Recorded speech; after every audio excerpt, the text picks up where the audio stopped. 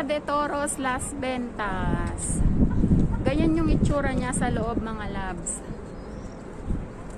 Tingnan natin kung magkano yung price ng ticket.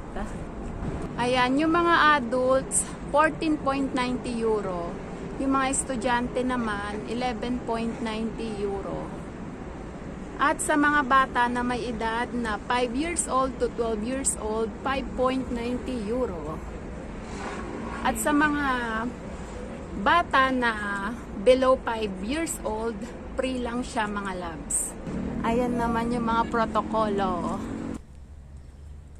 Mabuti na lang at hapon kami pumunta dito. Kung hindi, sobrang init. Humahangin nga siya pero yung singaw ng hangin niya mainit.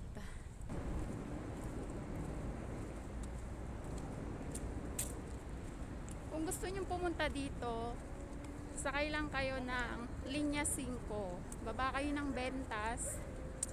At dito na marami ring nagtutour dito. May nakaparadang 4 na bus doon. Pakita ko sa inyo. Ayan, may mga nag-tour dito. 4 na bus sila.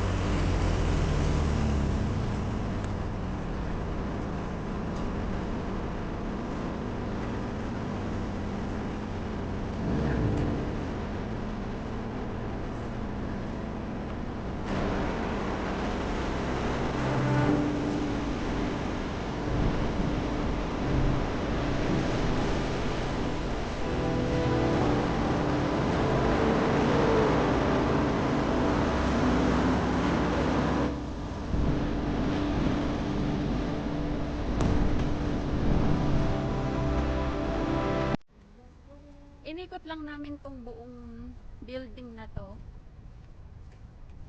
Malawak siya.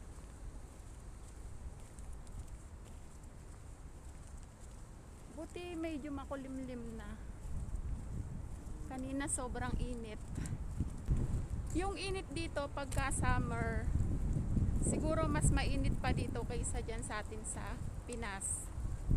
Iba yung init dito. Andito na ulit kami sa harap. Medyo malayo-layo rin yung inikot namin.